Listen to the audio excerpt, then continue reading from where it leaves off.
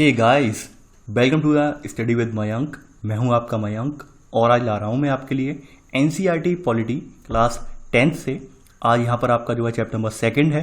देखिए यहां पर हम संघवाद के बारे में जानेंगे।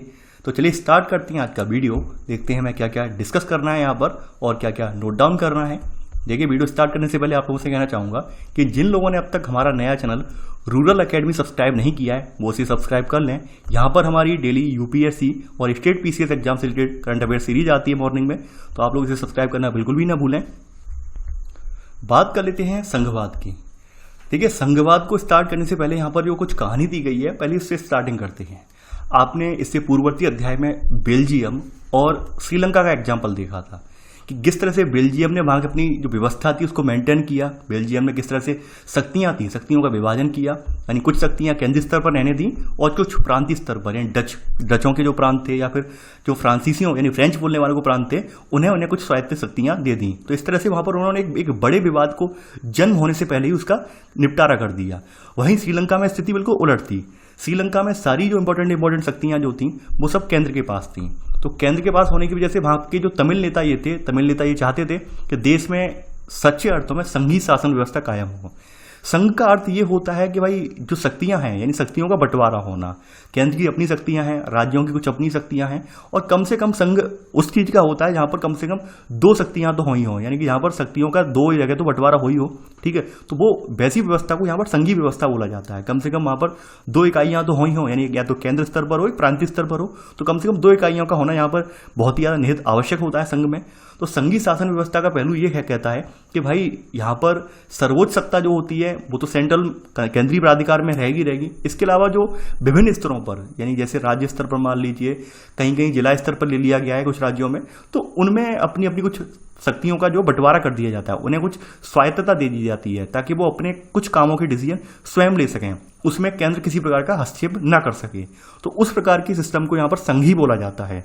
तो देखिए संघीय व्यवस्था जो है हमारे यहाँ अगर देखा जाए लगभग वर्तमान में, तो बताया गया है इस इमेज के जरिए कि अभी विश्व के लगभग यहाँ पे बताया गया है 193 देशों में से 25 देश जो है संघीय शासन व्यवस्था का प्रतिनिधित्व कर रहे हैं। यहाँ पर खास के जो बड़े देश दिखाए गए हैं, बड़े देशों में आपको यहाँ पर आप देख पा रहे होंगे कनाडा है, यूएसए है, मैक्सिको, ब्राजील, ठीक है, यानी आपके दक्षिण अमेरिका कंटिनेंट के जो मोस्टली देश हैं यहाँ पर, ठीक है, वो इसमें आ रहे हैं। इसके अलावा आपका साउथ अफ्रीका में है, नाइजीरिया है, इथियोपिया है, ठीक है, रसिया पूरा है, ऑस्ट्रेलिया है, भारत, पाकिस्तान में भी, भारत पड़ोसी में, मलेशिया में है।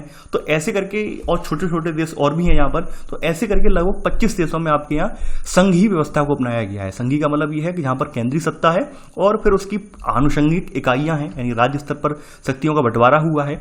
और शक्तियों का बंटवारा करने का सबसे बढ़िया एग्जाम्पल आपके सामने पूर्ववर्ती अध्याय है। आपने देखा भी है कि किस तरह से बेल्जियम ने अपने यहाँ का जो विवाद था उसको जन्म देने से पहले ही उसको निपटा दिया। वहीं श्रीलंका ने एक पूरा विद्रोह को जन्म दिया, यानी और उस विद्रोह की परिणति ये बनी कि वहां पर एक गृह युद्ध हुआ। गृह युद्ध में वहां पर लाखों की संख्या में लोग मारे गए, काफी सारे लोग बेघर हो गए, कुछ लोगों को अपने ही देश में प्रवासी बनकर रहना पड़ा। तो वो स्थितियां आपने देखी। तो हम कहीं ना कहीं जो सत्ता का बंटवारा है, सत्ता का बंटवारा जो आता है वो संघीय व्यवस्था के अंतर्गत आता है। तो वही सब बात यहाँ पे कही गई है। देखिए बेल्जियम और श्रीलंका का तो एग्जाम्पल लिया गया है, वो लिखना नहीं है यहाँ पर। तो संघीय शासन व्यवस्था होती क्या है? ये संघीय शासन व्यवस्था में सर्वोच्च सत्ता केंद्रीय प्राधिकार और उसकी विभिन्न आनुषंगिक इकाइयां, यानी विभिन्न उससे जुड़ी हुई जो इकाइयां हैं, इनके बीच बंट जाती है। दूसरी बात यह है कि संघीय व्यवस्था में यहाँ पर दो स्तर होते हैं। दो स्तर कौन कौन से होते हैं? एक तो स्तर होता है यहाँ बताया गया संघीय व्यवस्था में दो स्तर होते हैं। कौन कौन से होते हैं? पहला स्तर होता है केंद्रीय लेवल पर, यानी कि पूरा जिसमें समग्र राष्ट्र आ जाता है, पूरा देश आ जाता है।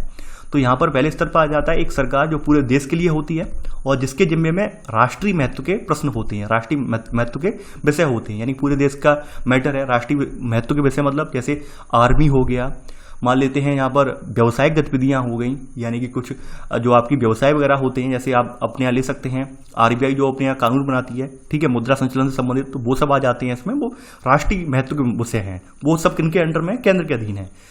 और इसके अलावा राज्य, इसके बाद सेकंड स्तर पर यहाँ डिवाइड किया जाता है। राज्य या प्रांतों के स्तर की सरकारें होती हैं, ये शासन के जो दैनंदिन कामकाज को देखती हैं, यानी कि ये राज्य स्तर की सरकारें क्या होती हैं, जो पर डे का कामकाज होता है इनके यहाँ पर, ये राज्यवार जो कामकाज होता है इनको देखती हैं।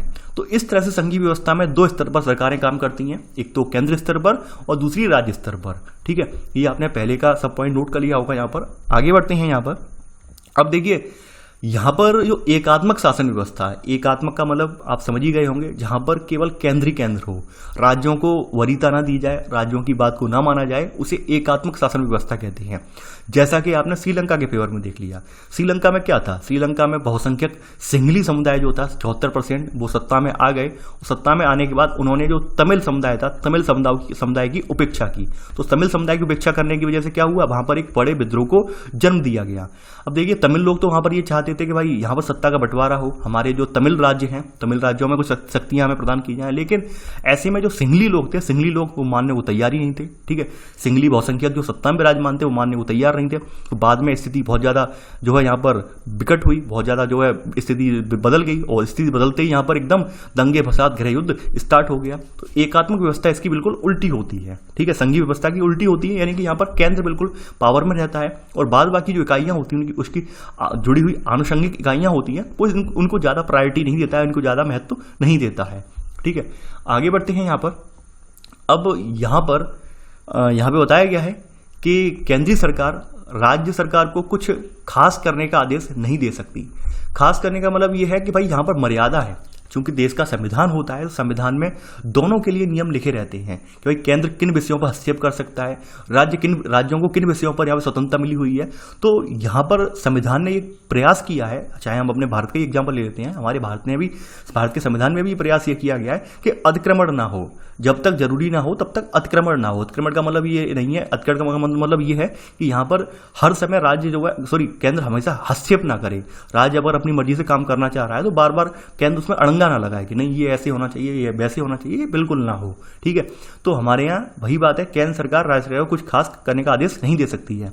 ठीक है, और इसके अलावा राज्य सरकारों को हमारे यहाँ कुछ ऐसी शक्तियां दी गई हैं, ठीक है, जिसके लिए वह केंद्रीय सरकार को जवाबदेह नहीं होती हैं, अपनी स्वतंत्रता अपनी स्वायत्तता के दम पर कार्य करती हैं। इसके लिए उन्हें केंद्र पर निर्भर नहीं रहना है, केंद्र पर डिपेंड नहीं रहना है। ठीक है, तो ये कुछ विशेषताएं होती हैं। अब देखिए यहाँ पर सबसे बड़ी बात यह है कि यहाँ पर संघीय व्यवस्था की विशेषताएं बताई गई हैं। थर्ड पॉइंट में संघीय व्यवस्था की विशेषताएं बताई गई हैं। संघीय व्यवस्था की विशेषताएं, पहली सब विशेषता इसमें कही गई है 2 या अधिक स्तरों की सरकार होती है। दूसरी विशेषता यहाँ पर यह है कि भाई अधिकार क्षेत्र जो होते हैं वो बटे हुए होते हैं, यानी कि जो प्रशासनिक अधिकार क्षेत्र हैं या फिर जो शासन के अधिकार क्षेत्र होते हैं बटे हुए होते हैं। अधिकार क्षेत्र का मतलब जहां पर भी सरकार कार्य करती है, इसके बारे में बताया गया है कि जिस किसी सीमा पर यानी जिस किसी ऐसा दायरा जो कि संविधान के द्वारा इसको वैधानिक दायरा मिला हो, वैधानिक अधिकार मिला हो, तो वो अधिकार क्षेत्र बोला जाता है।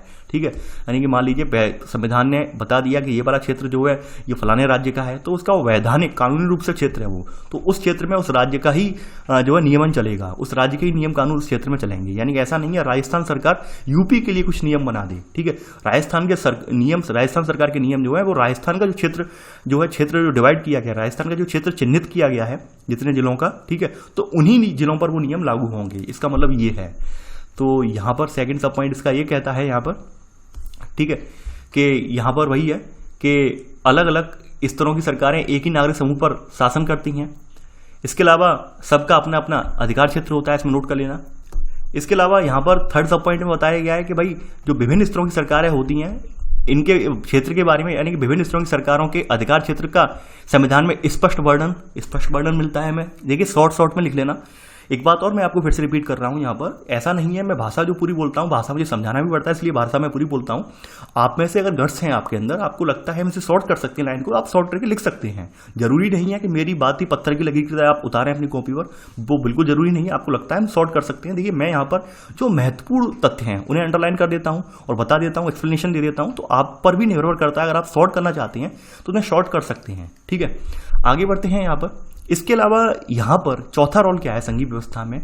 अब चौथा रोल ये है कि कुछ ऐसे महत्व के प्रश्न होते हैं, यानी संविधान के कुछ मौलिक प्रावधान होते हैं, फंडामेंटल राइट्स वाले जैसे प्रावधान होते हैं, तो उन्हें चेंजेस करने के लिए यहाँ पर कोई एक स्तर की सरकार अकेले नहीं कर सकती है। यहाँ पर सभी स्तरों की सरकारों को मिलजुल कर आगे आना पड़ता है, तभी वो प्रावधान चेंज किए जा सकते हैं। ये सबसे इंपॉर्टेंट है। इस संविधान के मौलिक प्रावधानों को किसी एक स्तर की सरकार अकेले नहीं बदल सकती। इसके बारे में अभी आगे इस चैप्टर में देखेंगे कितना कितना रखा गया है प्रावधान। ठीक है, आगे बढ़ते हैं। यहाँ पर पांचवी विशेषता बताई गई है कि भाई अगर यहाँ बताया गया है कि विभिन्न स्तर की सरकारें जो हैं, यहाँ पर जो मान लीजिए केंद्र स्तर की सरकार है उसका राज्य स्तर के साथ विवाद है, तो ऐसी स्थिति में यहाँ पर क्या है, न्यायालय यानी चाहे सुप्रीम कोर्ट हो या हाई कोर्ट, तो वो निर्णायक भूमिका निभाता है, यानी उनके विवादों का निपटारा करता है। यानी मान लीजिए कोई बात को लेकर जो राज्य सरकार है, केंद्र सरकार सहमत नहीं है, तो ऐसी स्थिति में यहाँ पर हाई कोर्ट या सुप्रीम कोर्ट वो डिसाइड करेगा कि कौन सही है कौन गलत है, क्या यहाँ वाकई में संविधान के जो प्रदत्त नियम है उनका पालन हो रहा है या नहीं हो रहा है, वो ये देखेगा। ठीक है, आगे बढ़ते हैं। अब देखिए यहाँ पर छठवीं विशेषता ये बताई है, यहाँ पर जो राजस्व के स्रोत हैं वो भी निर्धारित हैं, यानी वित्तीय स्वायत्तता यहाँ पर दी गई है राज्य स्तर पर। वित्तीय स्वायत्तता के लिए जो है विभिन्न स्तर की सरकारों के लिए राजस्व के भिन्न भिन्न स्रोत निर्धारित हैं, यानी राज्यों के क्या होंगे, केंद्र लेवल पर स्रोत का क्या होंगे, इन सबके डिफाइन है। यहाँ पर अब तो अपने यहाँ 3 स्तर की सरकारें हैं। ठीक है, यानी नगर पालिका और आपकी नगर पंचायत स्तर की सरकारें भी, ये निचले स्तर पर ग्राम पंचायत स्तर की सरकारें हैं, 3 स्तर पर सरकारें हैं। तो हमारे यहाँ सब डिवाइड है कि राजस्व कैसे आवंटित होगा, राजस्व का इंतजाम कैसे होगा। आगे बढ़ते हैं। अब यहाँ पर बताया गया है संघीय शासन व्यवस्था का दोहरा उद्देश्य भी होता है। पहली बात, दोहरा उद्देश्य यहाँ पर बताया गया, क्या क्या दोहरा उद्देश्य है छठवीं विशेषता, 7वीं विशेषता में। यानी दोहरा उद्देश्य ये है कि पहला देश की एकता की सुरक्षा करना होता है, ठीक है, और दूसरा उद्देश्य यहाँ पर है क्षेत्रीय विविधताओं को सम्मान देना होता है। आप जानते हैं कि भारत जो है विविधतापूर्ण देश है, यानी कि यहाँ पर लगभग हर प्रांत की अपनी एक अलग ही भाषा है, यानी हर प्रांत लगभग, चाहे वो हिंदी भाषी प्रांत जरूर हो, लेकिन उनका एक अलग, हर किसी का रहन सहन है अलग, उनका एक यहाँ पर एक संस्कृति कल्चर का वो निर्वहन कर रहे हैं, यानी हर किसी राज्य के अलग है, चाहे राजस्थान की देख लो, यूपी की देख लो, बिहार की देख लो, हर किसी का अपना एक कल्चर है। तो उन सबको क्षेत्रीय विविधताओं को यहाँ स्थान दिया जाता है। मान लेते हैं सरकार केवल केंद्र लेवल पर होती और केंद्र लेवल पर जो कैंडिडेट बैठे होते वो अपने मनमर्जी से डिसीजन लेते, मनमर्जी से वहाँ पर अपने जो निर्णय तैयार करते। तो क्या क्षेत्रीय स्तर पर जो यहाँ पर हमारी विभिन्नताएं हैं, डाइवर्सिटी है, डाइवर्सिटी का संरक्षण हो पाता?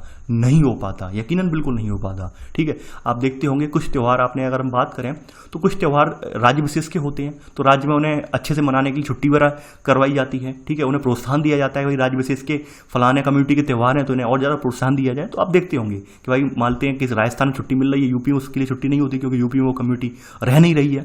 तो ये सब चीज़ें आप देखते होंगे आप। ठीक है, तो संघीय व्यवस्था के दोहरे उद्देश्य होते हैं। पहली बात एकता की सुरक्षा करना और क्षेत्रीय विविधताओं का सेकंड है सम्मान करना। ठीक है, आगे बढ़ते हैं। यहाँ पर ये तो आपने तीसरे पॉइंट और तीसरे के सब पॉइंट देख लिए। अब यहाँ पर बात कही गई है कि यहाँ पर दूसरा उद्देश्य बताया गया है। यहाँ पर देखिए, ये तो पहले उद्देश्य में ही आ गया इनका। दूसरा उद्देश्य यहाँ पे बताया गया है कि सत्ता के बंटवारे के नियमों के बीच पर भी सहमति होना चाहिए, यानी एक दूसरे के पर भरोसा होना चाहिए। देखिए, ये उसमें लाइन नहीं है, ये इस वाले में नहीं है, इसके तो दोनों उद्देश्य हो गए, ये अलग से लाइन है। यानी कहने का मतलब ये है कि भाई जो सत्ता का बंटवारा हुआ है तो बंटवारे के बाद सहमति जरूर होनी चाहिए। ये ऐसी लाइन क्यों कही गई है अब मैं बता रहा हूँ आपके सामने भी वर्तमान में एक एग्जाम्पल होगा बंगाल का। बंगाल राज्य की जो है वो अभी केंद्र से बिल्कुल बन नहीं रही है और किसी से ये छुपी भी नहीं है बात फिलहाल। अभी तो इलेक्शन होने वाले हैं वहाँ पर। ठीक है, देखिए इलेक्शन का मतलब, ये वीडियो आपको पता होगा कि मैं कब रिकॉर्ड कर रहा हूँ, ये आपकी जून में आ रही वीडियो। तो जून के हिसाब से, यानी कि ये आपके जून 2020 के हिसाब से अभी सरकार जो है ममता दीदी की है। तो आप देखते होंगे जो वर्तमान प्रधानमंत्री हैं वो ममता दीदी दीदी करके खूब उनके वीडियो आते हैं और दीदी के भी बहुत कटाक्ष आते हैं। तो देखते होंगे किस तरह से उनमें द्वंद्व चल रहा है, यानी केंद्र सरकार में और राज्य सरकार में। आपने एक एग्जाम्पल और देता हूं मैं आपको छोटा सा। एक बार क्या हुआ था कि जो बंगाल हैं, बंगाल के वहाँ के डीजीपी महोदय को पकड़ने के लिए सीबीआई जांच भेजी गई थी। तो बंगाल सरकार ने ये किया था, सीबीआई की टीम को ही कैप्चर कर लिया था। उसके बाद वहाँ पर मामला तूल पकड़ गया था। तो ऐसी स्थितियां भी हैं हमारे यहाँ। ठीक है, तो कहने का मतलब ये स्थितियां जो होती हैं ये क्या है, ये अगर ऐसी स्थितियां हमारे यहाँ सभी राज्यों के साथ रहें तो क्या हमारे यहाँ सत्ता का बंटवारा या फिर हमारे यहाँ जो शासन व्यवस्था सही से चल पाएगी? नहीं चल पाएगी। तो सबसे बड़ी बात यह है कि हम अपने अपने अधिकार क्षेत्रों को मानें। ऐसा ना हो कि केंद्र हद से ज़्यादा हमें जो है गाइडलाइन तैयार करे हमारे लिए, हद से ज़्यादा हमारी बात बात पे हमें रोके टोके, तो फिर स्वायत्तता का मतलब क्या रह जाएगा। तो जरूरी ये है कि भाई अपना अपना जो दायरा है, अपना अपना अधिकार क्षेत्र है, उस पर हमारी आपसी सहमति हो। ठीक है, यानी कि यहाँ पे वही बताया गया है चौथा पॉइंट कि आदर्श संघीय व्यवस्था में ये दोनों पक्ष होते हैं, यानी कौन कौन से? आपसी भरोसा और साथ रहने पर सहमति, यानी आपसी भरोसा बना रहे और साथ रहने पर सहमति बनी रहे। ये दोनों पक्ष संघीय व्यवस्था में होते हैं। अगर ये इनमें से एक भी पक्ष नहीं है तो यकीन मानिए डिस्प्यूट क्रिएट होगा। अब यहाँ पर बात कही गई है, यहाँ पर आगे बढ़ा गया है। ठीक है, अब देखिए यहाँ पे बताया गया है कि केंद्र और राज्यों का जो बंटवारा है हर संघीय सरकार में अलग अलग किस्म का होता है। अब जैसे अलग अलग किस्म का कैसे होता है, कुछ संघीय बंटवारा जो है वो ऐतिहासिक आधार पर हुआ है। ठीक है, अब यहाँ पे कहा गया संघीय शासन व्यवस्थाएं वैसे तो दो आमतौर पर गठित की गई हैं। ठीक है, पहला तरीका यह है कि दो या अधिक स्वतंत्र राष्ट्रों के साथ एक बड़ी स्वतंत्र जो इकाई गठित करना, यानी जो संघीय व्यवस्था है उसके गठन की बात कही गई है कि संघीय व्यवस्था का गठन जो है यहाँ पर दो तरह से हुआ है। एक तो हुआ है ऐतिहासिक आधार पर, ठीक है। ऐतिहासिक आधार का मतलब ये है कि भाई यहाँ पर क्या था कि पहले जो कोई राज्य थे, ठीक है, तो राज्य स्वतंत्र रूप से शासन कर रहे थे, और बाद में जब राज्यों का विलय किया गया तो ये बात रखी गई यहाँ पर कि राज्यों की भी गरिमा बनी रहे और केंद्र की भी अपनी गरिमा बनी रहे, यानी कि राज्यों की भी अपनी संप्रभुता कायम रहे, राज्यों के जो मामले उनमें कोई केंद्र हस्तक्षेप ना करे और राज्यों का वजूद भी बना रहे और वो केंद्र से जुड़ भी जाएं। तो इस तरह की जो व्यवस्था है वो आपकी यूएसए की है, जैसे संयुक्त राज्य अमेरिका है, स्विट्जरलैंड है, ऑस्ट्रेलिया, वो इसी तरह की संघीय व्यवस्था है, क्योंकि वहां पर राज्य केंद्र से जुड़े हुए तो हैं लेकिन उन्हें राज्यों को केंद्र से ज़्यादा शक्तियां प्राप्त हैं, ठीक है। केंद्र को इतनी शक्तियां प्राप्त नहीं जितनी राज्यों को प्राप्त हैं, राज्य इतने ज़्यादा पावरफुल हैं वो केंद्र के डिसीजन को भी बदल सकते हैं, ठीक है। तो ये व्यवस्था कब थी? ये जब थी कि जब यहाँ पर ये रखा गया कि भाई दोनों स्वतंत्र राष्ट्र जो हैं, यानी कि मान लेते हैं स्वतंत्र राष्ट्र का मतलब ये जो भी राज्य थे वो पहले के समय में क्या एक स्वतंत्र राष्ट्र के रूप में रहे थे, तो उन्हें हमने यूनाइट कर दिया। मान लीजिए कहते नहीं अमेरिका में 50 स्टेट थे अलग, तो 50 स्टेट को यूनाइट करके वहां पर क्या बनाया गया है? यूएसए, यानी आपने पढ़ा भी हुआ United state of America, USA बोला, यूनाइटेड बोला जाता है पूरा, ठीक है। तो वो यही सिस्टम है, यानी वहां पर राज्यों की अपनी अलग शक्तियां और राज्यों की शक्तियां जो है केंद्र से ज्यादा हैं, ठीक है। तो यहां पर अब आप लिखेंगे यहां पर, ठीक है, चौथा पॉइंट कि संघीय शासन व्यवस्थाएं दो तरीकों से गठित होती हैं। सॉरी, चौथा पॉइंट नहीं आएगा, ये पांचवा पॉइंट आएगा, मैं तो भूल गया हूं पॉइंट, ये पांचवा पॉइंट आएगा कि संघीय शासन व्यवस्थाएं दो तरह से गठित होती हैं। नंबर 1, ठीक है, दो या अधिक स्वतंत्र राष्ट्रों को एक साथ लाकर एक बड़ी इकाई गठित करना, ठीक है, और इसमें दोनों स्वतंत्र राष्ट्र अपनी संप्रभुता को साथ रखते हैं। संप्रभुता मतलब अपने अपने डिसीजन लेने की पावर, उसमें किसी का हस्तक्षेप नहीं होगा। जैसे एग्जाम्पल है आपका इसके सामने, पांचवें का पहला सब पॉइंट यूएसए हो गया, शॉर्ट में यूएसए लिख लेना, स्विट्जरलैंड हो गया, ऑस्ट्रेलिया, ठीक है। यानी कि यहां पर प्रांतों को समान अधिकार होता है और वे केंद्र के बरक्स यानी केंद्र की अपेक्षा ज्यादा ताकतवर होते हैं। बरक्स का मतलब ज्यादा अपेक्षा, ठीक है, यानी कि यहाँ पर जो राज्य जो है केंद्र की अपेक्षा ज्यादा ताकतवर है। रीजन यही था कि भाई इनकी डीलिंग शुरुआत में ये हुई थी कि राज्य अपनी स्वतंत्रता, अपनी संप्रभुता, अपनी विशिष्ट पहचान बनाए रखेंगे, ठीक है। विलय का मतलब ये नहीं होगा कि राज्यों की शक्तियां जो है केंद्र पर पहुंच जाएंगी, ये बिल्कुल नहीं होगा। तो एक तो ये इस तरह की व्यवस्था है, जैसा कि आपने एग्जाम्पल देख भी लिया। दूसरी व्यवस्था क्या है, पांचवें का सेकंड सब पॉइंट, ठीक है।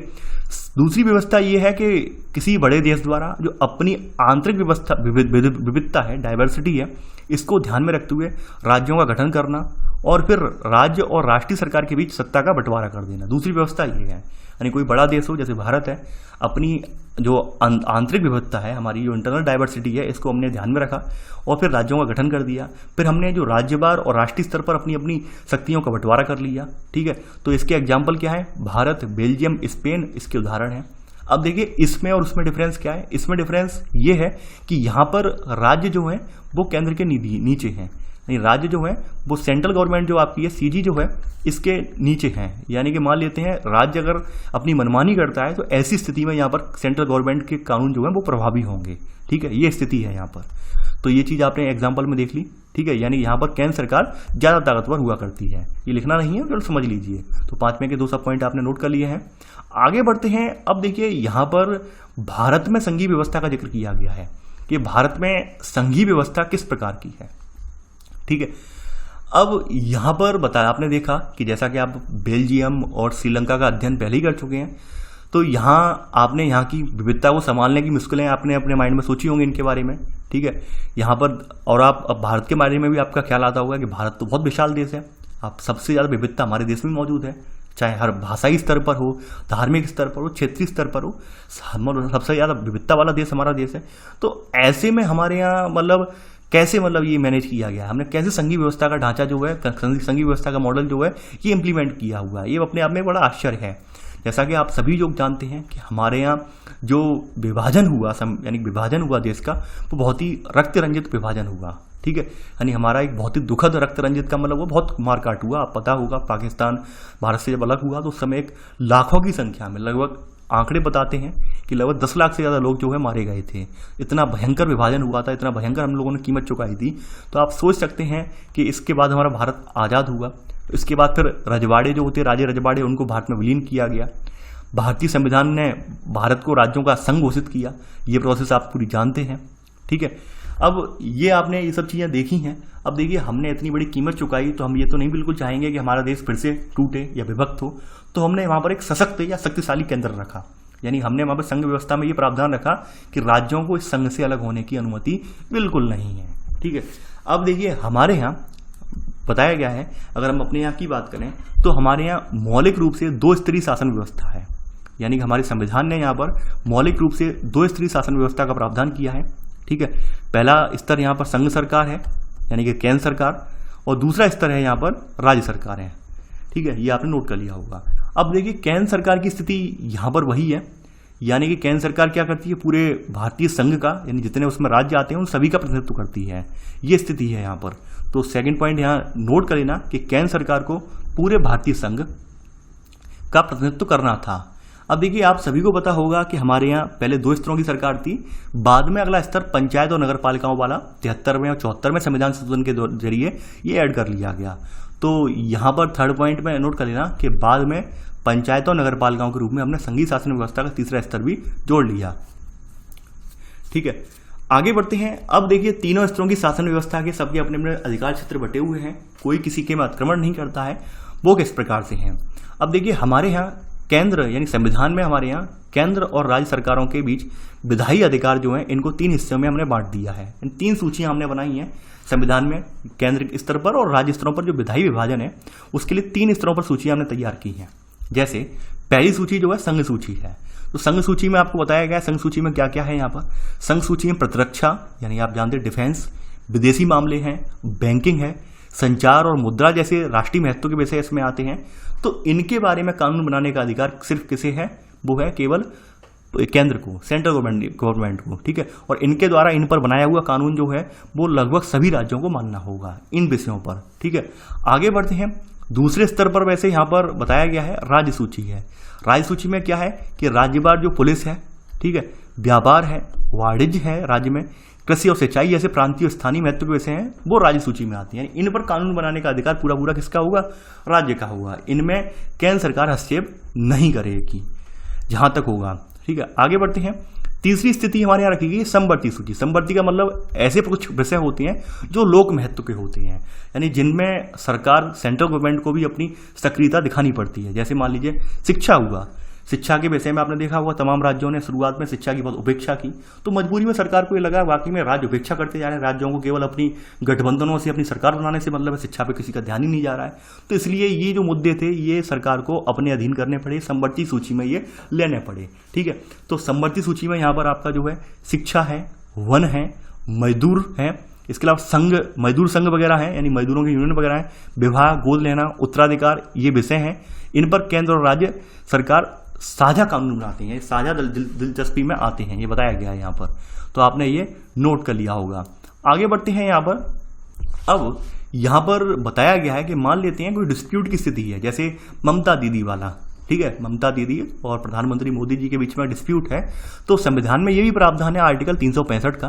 ठीक है, और ये प्रावधान मैंने जोर शोर से बताया भी था लक्ष्मीकांत वाली किताब में कि आर्टिकल 365 का मतलब ये है कि जब कोई राज्य केंद्र के दिशा निर्देशों का पालन बिल्कुल नहीं करता है और संविधान से उलट बिल्कुल अपनी मनमर्जी चलाता है, तो उस स्थिति में केंद्रीय गवर्नमेंट जो है राज्य सरकार को बर्खास्त कर सकती है, यानी राष्ट्रपति की सहमति से वहां पर राष्ट्रपति शासन लगवाया जा सकता है और आर्टिकल 365 का प्रयोग वहां पर होगा उस स्थिति में। ठीक है, बहरहाल अभी तो नहीं है स्थिति, यानी जैसी भी हो डिस्प्यूट जरूर है, लेकिन वो है कि हाँ मान जाते हैं।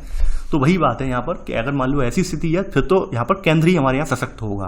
यानी हमने अगर अपनी यहाँ की संघीय व्यवस्था विशुद्ध रूप में देख लें तो हमारे यहाँ की संघीय व्यवस्था में आप समझ सकते हैं कि केंद्र सरकार ही मजबूत है। यानी कोई स्थिति ऐसी आती है जब राज्य सरकार बिल्कुल बात नहीं मान रहे हैं, तो ऐसी स्थिति में सेंट्रल गवर्नमेंट ही यहाँ पर लीड करेगी। ठीक है, तो यहाँ पर लिख लेना कि लेकिन जब दोनों के कानूनों में टकराव हो तो केंद्र सरकार द्वारा बनाया गया कानून ही यहाँ पर मान्य होता है। ठीक है, यहाँ पर नोट करके आप लिख लेना। समवर्ती सूची में मान लो टकराव है तो यहाँ पर फिर केंद्र का ही कानून यहाँ पर काम करेगा, या फिर वैसे भी यहाँ पर प्रावधान है, यहाँ पर डिटेल में नहीं बताया गया है कि भाई वैसे भी अगर मान लेते हैं कि कुछ टकराव हो जाते हैं तो टकराव होने पर वहाँ पर केंद्र सेंट्रल गवर्नमेंट ही प्रभावी होगी, सेंट्रल गवर्नमेंट के प्रावधान ही प्रभावी होंगे। आगे बढ़ते हैं यहाँ पर।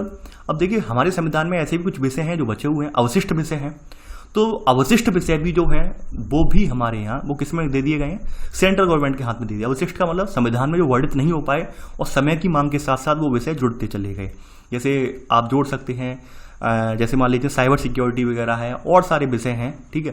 तो वो सब विषय हमने समय के साथ साथ अपने जोड़ते चले गए, अवशिष्ट में रखे गए हैं, ठीक है। या टेक्नोलॉजी अपडेट होती जा रही है, बहुत सारी समस्याएं भी निकल के आ रही हैं टेक्नोलॉजी अपडेट होने में, तो वो सारी अवशिष्ट विषय में आ गए हैं। क्योंकि संविधान जब बना था तब तो इतनी एडवांस टेक्नोलॉजी नहीं थी, ठीक है। तो वो सब अवशिष्ट में आते हैं, तो वो केंद्र सरकार के विषय में चले जाते हैं। हमारे संविधान के अनुसार बाकी बचे विषय जिन्हें अवशिष्ट बोलते हैं, बचे हुए विषय केंद्र सरकार के अधिकार क्षेत्र में चले जाते हैं, ठीक है। आगे बढ़ते हैं यहाँ पर। अब देखिए यहाँ पर वही कुछ स्थितियां बताई गई हैं। भारत के जो राज्य हैं, यानी कि यहाँ पर संघीय व्यवस्था का मानना ये होता है कि भाई सभी राज्य बराबर होंगे, लेकिन हमारे यहाँ स्थिति ऐसी नहीं है। यानी कि हमारे यहाँ सभी संघीय जो इकाइयाँ हैं, संघीय व्यवस्था में हमारी साथी इकाइयाँ, उनको सभी को बराबर अधिकार नहीं मिले हुए हैं। यानी कि हम सबको साथ लेकर चलने की नीति मानकर भी हमारी अधिकतर जो संघीय व्यवस्था है उसमें सभी राज्यों को समान अधिकार नहीं है।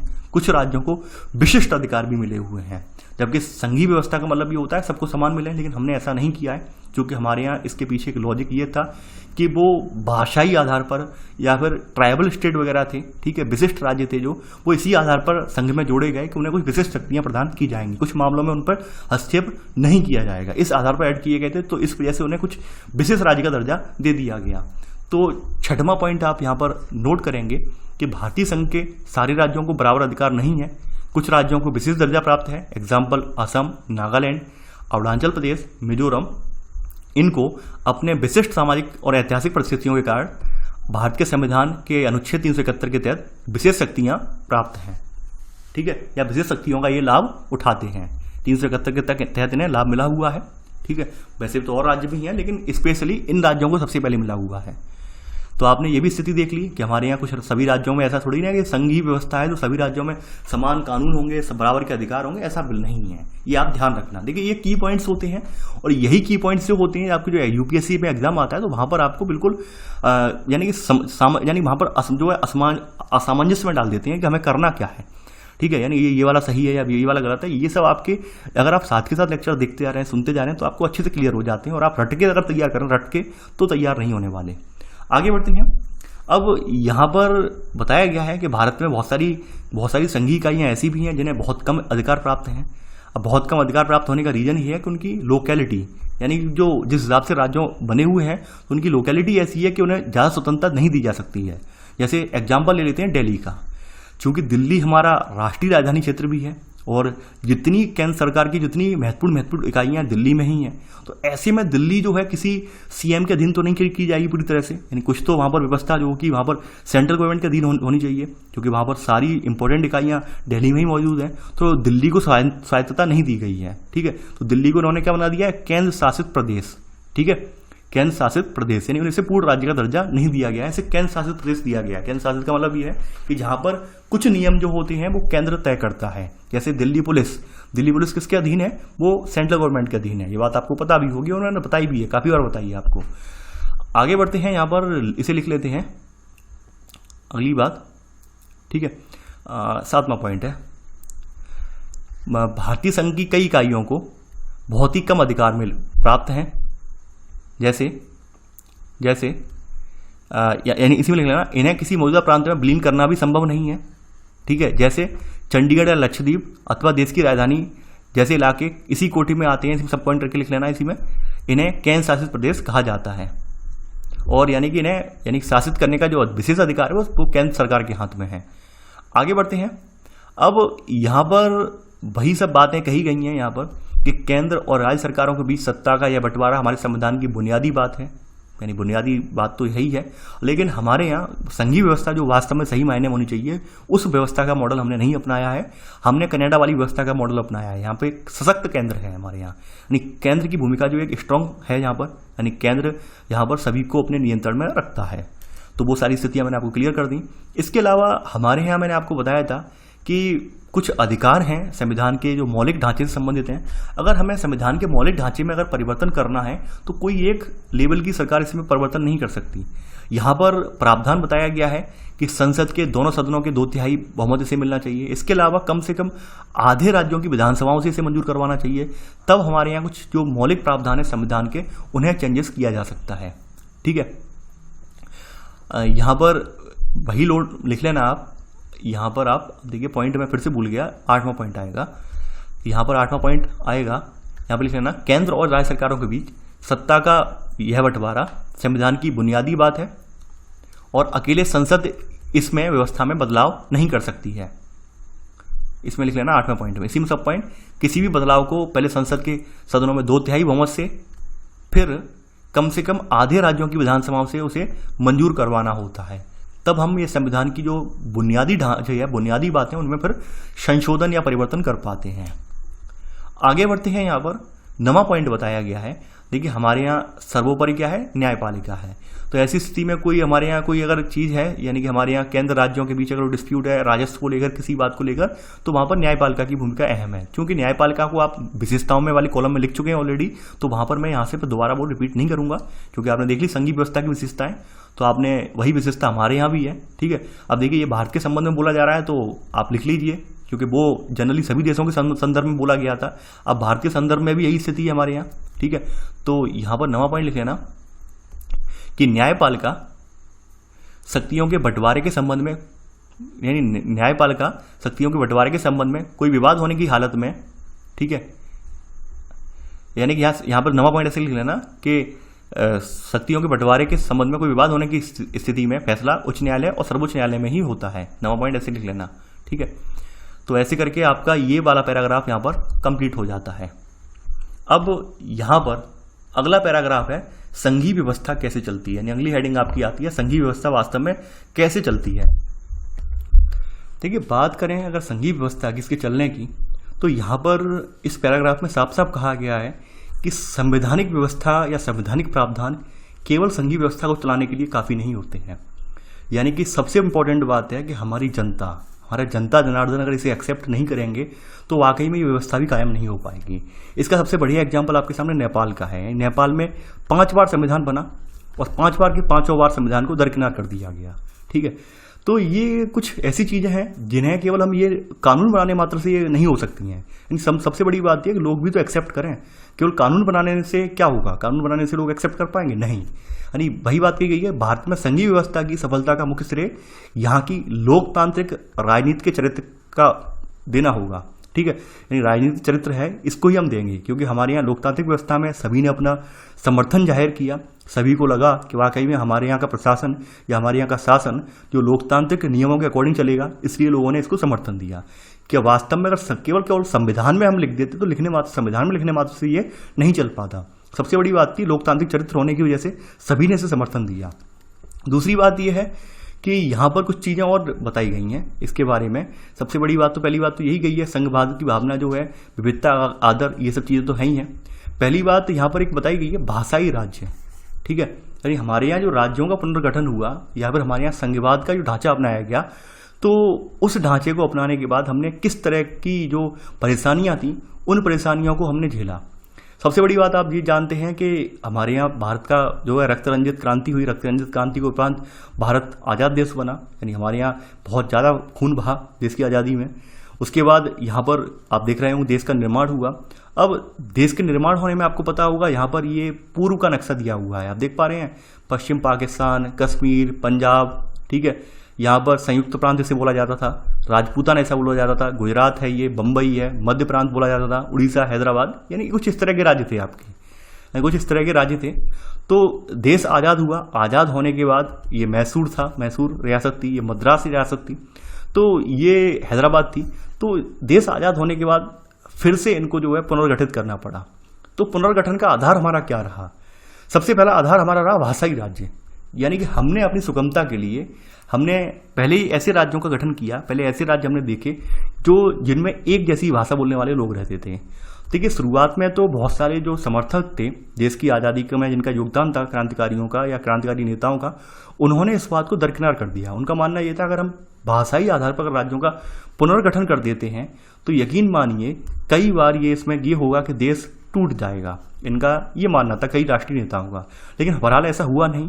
भाषावार हमने राज्यों का जब पुनर्गठन किया, भाषावार राज्यों को हमने डिवाइड कर दिया, तो बहुत ज़्यादा वो एकीकरण हुआ फिर से, यानी कि सबने अपनी अपनी जो प्रशासन था, प्रशासन का स्तर बड़ा सुविधाजनक बन गया। बड़े अच्छे से लोगों ने अपने अपने राज्य की जनता को समझा पाया कि आप एक लोकतांत्रिक देश में रह रहे हैं, आपके देश के ये मूल्य हैं, ये नैतिक चारित्र हैं। तो लोगों के अंदर विकास हुआ, नैतिकता का, राष्ट्रवाद का विकास पनप पाया कि भाई ये हमारा राष्ट्र है। पहले आप सभी को पता होगा, सबकी राष्ट्रवादता या फिर सबका जो राष्ट्रवादी भक्ति का मूल्य जो होता था अपने अपने रियासतों के प्रति था। उनका मानना यही था कि यही हमारी रियासत है तो यही हमारा देश है। तो देश का जो मूल्य था वो जागा ऐसे करके।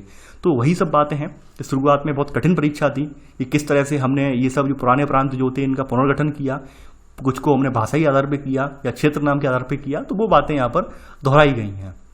जैसे ये जो वर्तमान वाला जो मैप है, वर्तमान वाला मैप दिखाया जा रहा है और पहले वाला आप ऊपर देख चुके हैं। अब देखिए हमने यहाँ पर वही बताया गया कि नए राज्यों को बनाने के लिए, भाषाई राज्य यहाँ बताया गया है कि नए राज्यों को बनाने के लिए, देखिए इससे पहले इसमें एक पॉइंट ये वाला लाइन लिख लेना, ये संघीय व्यवस्था कैसी चलती है। ठीक है, यहाँ पर ये पहली लाइन ये लिख लेना कि हमारे यहाँ इसका श्रेय किसको जाता है, लोकतांत्रिक व्यवस्था को जाता है। यानी कि इन्होंने, राइटर ने, आपके एनसीईआरटी ने खुद संवैधानिक प्रावधानों को पर्याप्त नहीं माना है इस बात के लिए। ठीक है, तो ये लिख लेना है इसमें। अब भाषाई राज्य वाला देख लेना, तो यहाँ पर नए राज्यों को बनाने के लिए हमारे यहाँ 1950 के दशक में भारत के कई पुराने राज्यों की सीमाएं बदली गई। ठीक है, ऐसी यहाँ पर सीमाएं जो तैयार की गई, तो इसमें यह सुनिश्चित किया गया कि एक भाषा बोलने वाले लोग जो हैं वो एक राज्य में आ जाएं। ठीक है, यानी कि इसमें सब पॉइंट कि ऐसा करने के लिए किया गया, यानी इसलिए किया गया कि एक भाषा बोलने वाले लोग एक राज्य में आ जाएं। ठीक है, इसके अलावा यहाँ पर हमारे यहाँ कुछ राज्यों के पुनर्गठन का आधार क्या बना। ठीक है, सेकंड पॉइंट, इसके अलावा इसके बाद कुछ अन्य राज्यों का गठन का भाषा के आधार पर नहीं बल्कि उनकी संस्कृति, भूगोल या फिर जातीयता, एथनिसिटी जिसे बोलते हैं, इनकी विभिन्नता के आधार पर किया गया। ठीक है, ताकि उनकी जो जातीयता, विभिन्नता या उनका संस्कृति भूगोल है वो बना रहे। जैसे नागालैंड हुआ, उत्तराखंड हुआ, झारखंड, ये जातीयता के आधार पर, इनके कल्चर के आधार पर ये राज्य अलग से बनाए गए हैं। ये आपके सामने दूसरा नमूना है। पहला नमूना तो आपने देख लिया, भाषाई आधार पर है, और दूसरा नमूना आपके सामने जो है वो संस्कृति, भूगोल और जातीयता के आधार पर बंटवारा था। ठीक है, तो ऐसे करके आपके राज्य बने।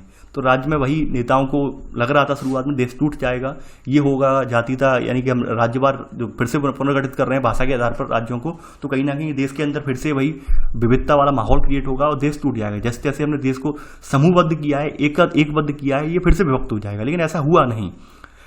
आगे बढ़ते हैं, अगली नीति है हमारी इसमें संघवाद को मजबूत करने की दिशा में, भाषा नीति। देखिए भाषा नीति पे यहाँ पे विवाद उठा था, बहुत लंबा विवाद उठा था भाषा नीति के बारे में। लंबा विवाद ऐसे उठा था कि आपके देश में सबसे ज़्यादा जो भाषा बोलने वाले लोग थे 40% भारतीय, तो हिंदी उनकी मातृभाषा थी, नहीं राजभाषा, यानी मातृभाषा थी, राजभाषा तो बाद में बनी है। तो ऐसे में दबदबा भी यहाँ पर उत्तर भारतीयों का ज़्यादा था। देश की लड़ाई में, आज़ादी की लड़ाई में जो दबदबा था वो उत्तर भारतीयों का ज़्यादा था। उत्तर भारतीय मोस्टली जो थे वो सब हिंदी भाषी थे। तो ऐसे में अन्य राज्यों के नेताओं को ये लग रहा था कहीं ना कहीं ऐसा ना हो कि हमारे ऊपर हिंदी थोप दी जाए। तो इस बात को लेकर काफ़ी विद्रोह हुआ, एक लंबा संघर्ष चला, आंदोलन भी छिड़ा, काफ़ी सारे लोग मारे भी गए। अगर आप आज बिपिन चंद्रा की आज़ादी के बाद भारत किताब पढ़ेंगे या रामचंद्र गुहा की किताब पढ़ेंगे, जो है इंडिया आफ्टर मोहनदास करमचंद गांधी, ठीक है, यानी महात्मा गांधी के बाद का भारत, रामचंद्र गुहा जी की किताब है। ये किताबें अगर आप पढ़ेंगे आपको समझ में आ जाएगा कि किस तरह से हमने जो हमारी भाषा नीति, हमारे यहाँ एक राजभाषा तय करने में या फिर राष्ट्रभाषा बनाने में हम उसे कितनी हमें दिक्कतों का सामना करना पड़ा, फिर हमने किस तरह से सामंजस्य स्थापित किया। ठीक है, तो बताई गई है। यहाँ पर वही कहा गया है कि हमारे संविधान में किसी एक भाषा को राष्ट्रभाषा का दर्जा नहीं दिया गया है। ठीक है, किसी एक भाषा को राष्ट्रभाषा का दर्जा नहीं दिया गया है, यानी हिंदी को हमने राजभाषा माना है। हिंदी को हमने राजभाषा माना है। हिंदी सिर्फ 40% हमने भारतीयों की मातृभाषा है। ठीक है, यानी केवल और केवल 40% लोगों की ही यहाँ पर मातृभाषा है। ये सभी की नहीं है, पूरे राष्ट्र की नहीं है, कुछ लोग जो है उन्हीं की राजभाषा है ये। ठीक है, यानी हमारे यहाँ जो प्रमुख कामकाज हैं, प्रमुख डिसीजन है, वो हिंदी में प्रेषित तो किए जाते हैं लेकिन ये पूरे राष्ट्र में नहीं किए जाते हैं। ठीक है, यानी ये 40% लोगों को ध्यान में रखते हुए किए जाते हैं। आगे बढ़ते हैं। दूसरी यहाँ स्थिति बताई गई है, संविधान में हिंदी के अलावा 21 भाषाओं को अनुसूचित भाषा का दर्जा दिया गया है। इस हिंदी तो है ही है, इसके अलावा हमने 21 भाषाएं और हैं, टोटल 22 लैंग्वेज हैं, इनको अनुसूचित भाषा का दर्जा दिया गया है। ठीक है, और यहाँ पर वही बताया गया है कि भाई केंद्र का कोई परीक्षा हो, केंद्र सरकार की कोई उम्मीदवार यानी केंद्र सरकार के किसी पद का कोई उम्मीदवार किसी भी भाषा में परीक्षा दे सकता है। रीजन वही है कि भाई वो अपना विकल्प चुन ले, और राज्यों की भी अपनी भाषाएं हैं। तो यहाँ पर सेकंड का सब पॉइंट आप लिख लेना कि केंद्र सरकार के किसी पद का उम्मीदवार इनमें से किसी भी भाषा में परीक्षा के लिए विकल्प चुन सकता है। ठीक है, इसके अलावा इसमें लिख लेना राज्यों की भी अपनी भाषाएं हैं, और ये थर्ड पॉइंट लिख लेना। इसके अलावा राज्यों की जो अपनी भाषाएं हैं, तो राज्यों का अपना अधिकांश काज अपनी ही राजभाषा में होता है, जिस जिस राज्य की जो भाषा है। आगे बढ़ते हैं, यहाँ पे वही बताया गया है कि श्रीलंका के उलट, श्रीलंका में क्या स्थिति थी, श्रीलंका में तो उन्होंने केवल और केवल अपनी भाषा को बढ़ावा दिया, लेकिन हमारे यहाँ ऐसा नहीं हुआ। हमने हिंदी के उपयोग को बहुत सावधानी पूर्वक आगे बढ़ाया। ठीक है, यानी हमने सरकारी कामकाज की भाषा के तौर पर हमने अंग्रेजी को भी जारी रखा। वैसे तो 1965 में बंद हो जानी चाहिए थी, लेकिन गैर हिंदी राज्यों की जो मांग थी, तो उस मांग के आधार पर हमने अंग्रेजी को भी जारी रखा, और निरंतर आज भी अंग्रेजी हमारे यहाँ राज्य की कामों में आज भी अंग्रेजी प्रयुक्त की जाती है। क्यों अंग्रेजी हट ही नहीं पाई? रीजन ये था कि भाई जो त्रिभाषी सिद्धांत जो था, त्रिभाषी सिद्धांत का मतलब ये था कि जैसे उत्तर भारतीय राज्य हैं, उत्तर भारतीय राज्यों को दो भाषा यानी एक तो हिंदी अंग्रेजी, इसके अलावा तीसरी भाषा के रूप में दक्षिण भारत की कोई भाषा इन्हें सिखानी थी उत्तर भारतीय राज्यों को। और दक्षिण भारतीय राज्यों के साथ ये डील हुई थी कि आप लोग तीसरी भाषा के रूप में हिंदी सिखाएंगे, लेकिन वो पॉसिबल व्यवहार में नहीं हो सका। दक्षिण भारतीय राज्यों ने प्रयास भी किया, लेकिन उत्तर भारतीय राज्य, आप खुद सोचिए कि हमारा एक विशाल बहुमत जो है 40% लोग जो है हिंदी बोल रहे हैं, और हम फिर साउथ की भाषा क्यों सीखेंगे?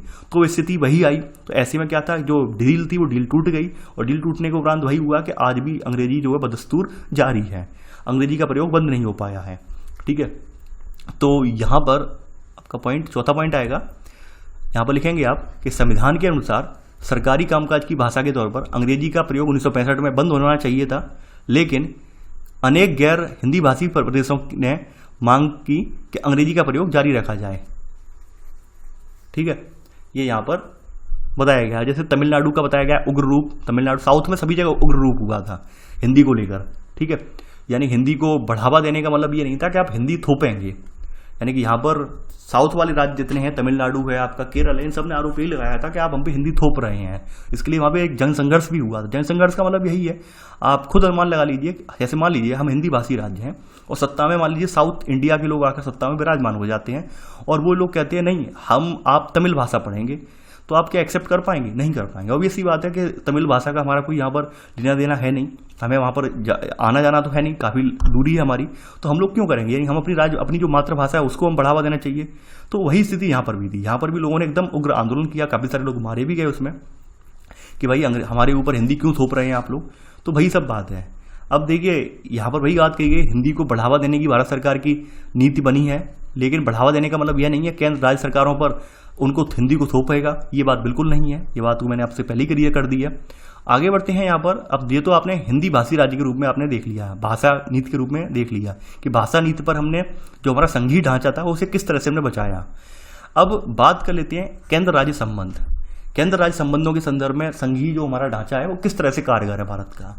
देखिए, अगर आपको पता होगा, अगर आपने थोड़ा इतिहास पढ़ा है तो आपको पता होगा कि 1947 के बाद जब देश में आम चुनाव हुए, 1952 में जाकर आम चुनाव हुए, तो आम चुनावों के बाद लगभग 4 बार तक कांग्रेस का ही शासन रहा, केंद्र में भी और विभिन्न राज्यों में भी। लेकिन फिर कुछ सालों बाद, चौथी बार के बाद स्थिति बदली। फिर क्या हुआ कि भाई केंद्र में तो कांग्रेस रह गई और राज्यों में छोटे छोटे दलों का उदय हुआ। अब शुरुआत में क्या था कि जब सेंट्रल गवर्नमेंट में भी कांग्रेस थी, यानी केंद्र में भी कांग्रेस थी, सेंट्रल गवर्नमेंट में कांग्रेस थी और स्टेट गवर्नमेंट में कांग्रेस थी, तो क्या था कि भाई सेंट्रल वाले कोई भी कानून बनाते थे, कोई भी नियम बनाते थे, तो ये आंख बंद करके उसे फॉलो कर लेते थे, क्योंकि सरकार कांग्रेस की ही है। राज्य में भी मान लीजिए यूपी में भी कांग्रेस की है और केंद्र में भी कांग्रेस की बैठी है, तो कांग्रेस ऊपर वालों ने कुछ भी बना दिया, एक्सेप्ट कर लेते थे ये लोग, कोई मतभेद नहीं होता था। ठीक है, तो सुप्रीम पावर वही थी। अब बाद में क्या हुआ कि भाई स्टेट गवर्नमेंट लेवल पर यहाँ पर लोकल पार्टीज का उदय हुआ। लोकल पार्टीज जो थी, यानी कि स्थानीय क्षेत्रवार उम्मीदवार थे, वो जीत कर आने लगे, और ऐसे करके स्थानीय उम्मीदवारों ने सरकार बनाना स्टार्ट किया, और कांग्रेस का जो प्रतिशत था राज्यों में वो कम होता गया। फिर ऐसे में स्थिति फिर से टकराई, फिर स्थिति ऐसे टकराई। अब चूंकि आप खुद अनुमान लगा लीजिए, जिस सरकार को आदत पड़ी हुई हो कि हम अपना रूल बनाएंगे और वो राज्य फॉलो कर लेंगे। अब यहाँ पर जो नई सरकारें बनी, नई सरकारों ने डिमांड ये की कि अब हमें संविधान में जो प्रदत्त नियम है उसके अकॉर्डिंग शासन चलाना है। हमें आप क्या चल रहा था पहले हमें उससे मतलब नहीं है। आपकी पहले सरकार रह रही थी तो आपके लोग आपकी बात मान लेते थे। हमारी स्वतंत्र सरकार बनी है तो हम अपनी बात मानेंगे। हमारा तो मतलब खुद संविधान में प्रदत्त जो नियम है उसके अकॉर्डिंग सरकार चलाएंगे। तो वहां पर कहीं ना कहीं टकराव हुआ, वहां पर टकराव की स्थिति क्रिएट हुई। ठीक है, तो यहां पर बताया गया है कि उन दिनों केंद्र सरकार अक्सर संवैधानिक प्रावधानों का दुरुपयोग करके विपक्षी दलों को, राज्य सरकारों को भंग कर देती थी। ये स्थिति भी देखने को मिली। खैर ये स्थिति आज के टाइम में भी है। आपने देखा होगा आज के टाइम में भी काफी सारे राज्यों में सरकार किसी और पार्टी की बन रही है तो सत्तारूढ़ पार्टी जो होती है वो उसे हटाने का पूरा प्रयास करती है। ये स्थिति, ये तब स्थितियां ऐसी आती हैं जब सत्ता में जो बैठा हुआ पक्ष जो होता है बहुत ही ज्यादा दृढ़ मजबूती से होता है। तो ऐसे में वो अपने दम्भ पर होता है। दम्भ का मतलब होता है अपनी मनमानी पर होता है। यानी आप कभी भी उठा के देख लेना, मैं किसी भी सरकार का फेवर नहीं ले रहा, ना किसी सरकार की बुराई कर रहा हूं, ये हकीकत है अपने आप में। जब भी कोई सरकार पूर्ण रूप से पूर्ण बहुमत के साथ सत्ता में आती है तो कुछ सालों बाद वो अपने आप में एक दम्भी बन जाती है, यानी वो अपनी मनमर्जी चलाने लगती है। तो इसलिए जो आपने देखा होगा कि जनता चेंज क्यों करती है, जनता चेंज इसलिए करती है कि कोई सरकार जब अपनी मनमर्जी चलाने लगती है फिर जनता को भी लगने लगता है कि वाकई में सरकार जो है हद से ज्यादा ही मतलब अपने नियमों का उल्लंघन कर रही है, अपनी सीमाओं को लांघ रही है। तो फिर वही होती है स्थिति। ठीक है, चाहे कोई भी सरकार हो। तो वही है कि यहाँ पर वही सब चीजें थी कि भाई काफी सारी स्थिति वही रही कि शुरुआत में वही स्थिति यहाँ पर झेली गई। लेकिन 1990 के बाद स्थिति फिर से चेंज हुई है। 1990 के बाद कांग्रेस का क्रेज कम हुआ। ठीक है, फिर गठबंधन सरकारों का दौर शुरू हुआ। गठबंधन का मतलब ये था 2 या 2 से ज्यादा अधिक दलों से बनी हुई सरकारें। तो गठबंधन सरकार होने से फिर क्या हुआ, फिर सब स्तर पर अपनी अपनी सरकारें आसानी से चला पाएं। क्योंकि केंद्र लेवल पर भी गठबंधन की सरकार थी, राज्यों में सरकार थी। तो भाई केंद्र वाले अगर कुछ स्ट्रिक्टनेस देते या स्ट्रिक्टनेस पर फोकस देते तब तक दूसरा दल कह देता नहीं हम समर्थन नहीं दे रहे, सरकार गिर जाएगी। ऐसे में तो ऐसे में फिर अपनी अपनी सीमा में रहना लोग सीख गए, चाहे केंद्र वाले अपनी सीमा में रहना सीख गए हों या फिर राज्य वाले रहना सीख गए हों। ठीक है, शुरुआत में स्थिति वही थी कि भाई केंद्र में सुप्रीम पावर थी, राज्यों में भी उनकी सरकार थी, तो वही चलती थी। अब जैसे एग्जाम्पल है आपके सामने, वो कार्टून दिखा के मैं बताना था। तो कार्टून में आप देख पा रहे होंगे यहाँ पर बड़ा अच्छा कार्टून बनाया गया है। ये तस्वीर से साफ साफ जाहिर है, जानते होंगे इन्हें आयरन लेडी के नाम से जाना जाता है। इंदिरा गांधी जी हैं ये, और इनके सिपह सलार हैं ये। ठीक है, ये राज्यों की शक्तियां, एक यहाँ पे बर्तन रखा है और राज्य किस तरह से आप देख रहे होंगे, कटोरा लेकर केरल है, मद्रास है, ठीक है, उड़ीसा है, बंगाल है, बिहार है, कटोरा लेकर खड़े हैं, यूपी है ये। ठीक है, ये कुछ शक्तियां मिल जाए। ये व्यंग्यात्मक कार्टून क्यों बनाया गया, इसलिए बनाया गया कि सेंट्रल गवर्नमेंट में भी जो है कांग्रेस सरकार थी और स्टेट गवर्नमेंट भी कांग्रेस की सरकार थी। और क्योंकि सेंट्रल गवर्नमेंट में उनकी मुखिया कौन थी, इंदिरा गांधी थी। ठीक है, तो इंदिरा गांधी की मर्जी के बिना कोई पत्ता भी नहीं हिलता था उस समय। तो वही बात है कि इन लोगों की सरकार बनने के बावजूद भी इंदिरा गांधी से ही इन्हें जो है परमिशन लेनी पड़ती थी किसी काम को करने की। तो इसलिए ये जो कार्टून यहाँ पर बनाया गया था। ठीक है, अब देखिए ये फिर गठबंधन सरकार 1990 के बाद का दौर स्टार्ट हुआ। गठबंधन सरकार आप देख पा रहे होंगे गठबंधन में किस तरह से कि यहाँ पर साइकिल है, पत्ता है, यहाँ पर चश्मा है। ठीक है, ये शंख है शायद। ठीक है, ये 3 फूल वाला तृणमूल है। ठीक है, तो सबकी सरकार है, ये मिलकर ऐसे करके एक व्यक्ति जो है गद्दी पर बैठा है। तो ये देख पा रहे होंगे आप। ठीक है, ये इस तरह के कार्टून बड़ा रोचक होते हैं और देखने में बड़ा अच्छा भी लगता है। तो ये सब चीज़ें हैं। अब देखिए मैं नहीं समझता हूँ कि ये जो स्थिति है ये आपको लिखवानी पड़ेगी कि ये क्या था क्या नहीं था। ठीक है, आप ये सब चीज़ें आप समझ गए होंगे, इसे अपनी भाषा में लिख लेंगे तो ज़्यादा बेटर रहेगा। यानी जो ये पैराग्राफ है केंद्र राज्य संबंध के बारे में कि शुरुआत में क्या स्थिति थी, बाद में 1990 के बाद क्या हुआ। ठीक है, तो 1990 के बाद गठबंधन सरकारों का दौर स्टार्ट हुआ। इससे सत्ता में समझदारी, राज्य सरकारों की स्वायत्तता का आदर और नई संस्कृति ऐसे स्टार्ट हुई।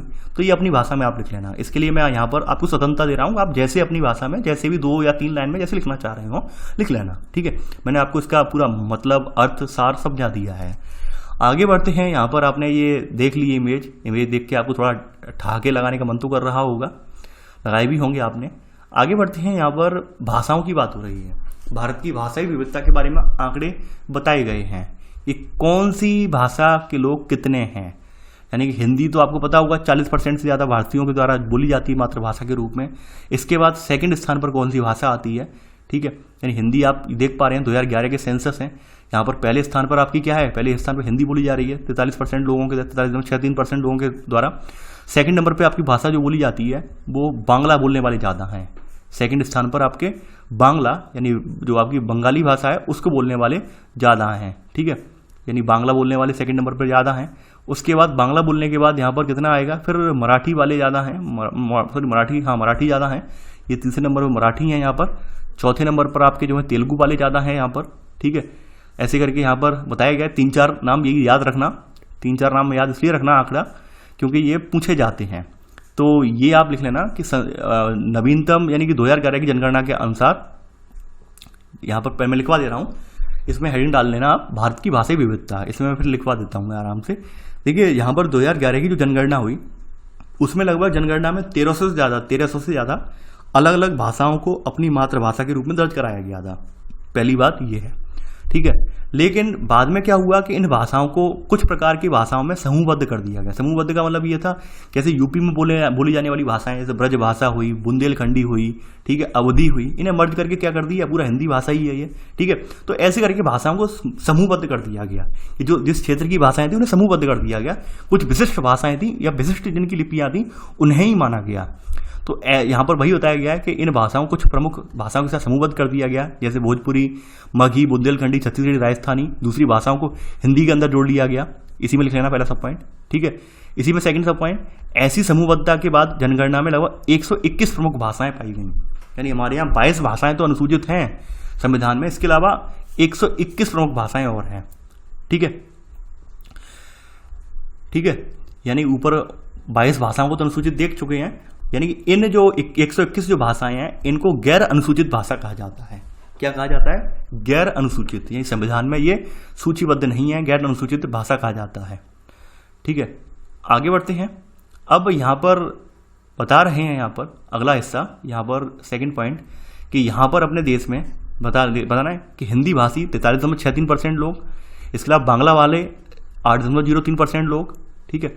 तीसरे नंबर पर कौन से आ रहे हैं आपके? मराठी वाले यानी 6.86, और फिर चौथे नंबर पर आ रहे हैं तेलुगु बोलने वाले लोग हैं, ठीक है। तो ये इनका प्रतिशत बताया गया है कि सबसे ज़्यादा किसका है? हिंदी वालों का है, फिर बांग्ला वालों का। ये प्रश्न यूपीएससी में पूछा गया है एक्चुअली। यूपीएससी एग्जाम जो 2001 या 2 का हुआ उसमें पूछा गया है प्रश्न ये कि भाई देश में जो है सेकंड नंबर पर सबसे ज़्यादा भाषा बोलने वाले कौन से लोग हैं, किस भाषा के लोग हैं, ठीक है। अब देखिए यहाँ पर अगर बात कही जाए, यहाँ पे एक चीज़ और बताई गई है, अंग्रेजी की बात है तो अंग्रेजी को मातृभाषा के रूप में मात्र अपने यहाँ 0.02% लोगों ने ही अंग्रेजी को अपनी मातृभाषा बताया। क्योंकि सभी लोगों की मदर लैंग्वेज कुछ ना कुछ है, स्थानीय भाषा है, तो अंग्रेजी को सभी ने मातृभाषा नहीं बताया। केवल 0.02% लोगों ने ही अंग्रेजी को अपनी मातृभाषा बताया।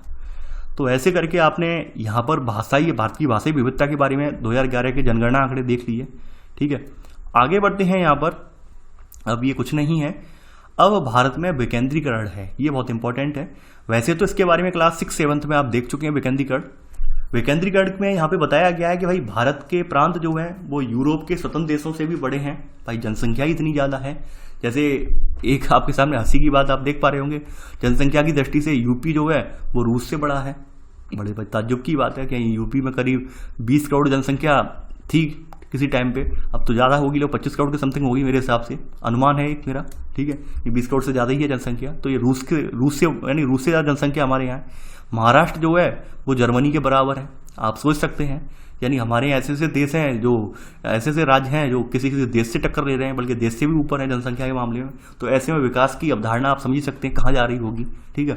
सबसे बड़ी बात है, मैंने आपसे पहले ही बोला है, हर वीडियो में बोला, पॉपुलेशन कंट्रोल हो जाएगी, सारी समस्याएं हल हो जाएंगी। आपके सामने जो जॉब की समस्या है, आपके सामने जो पर्यावरण की समस्या है, आपके सामने जो आपके सस्टेनेबल रिसोर्सेस हैं उनकी समस्या, सारी समस्याएं दूर हो जाएंगी।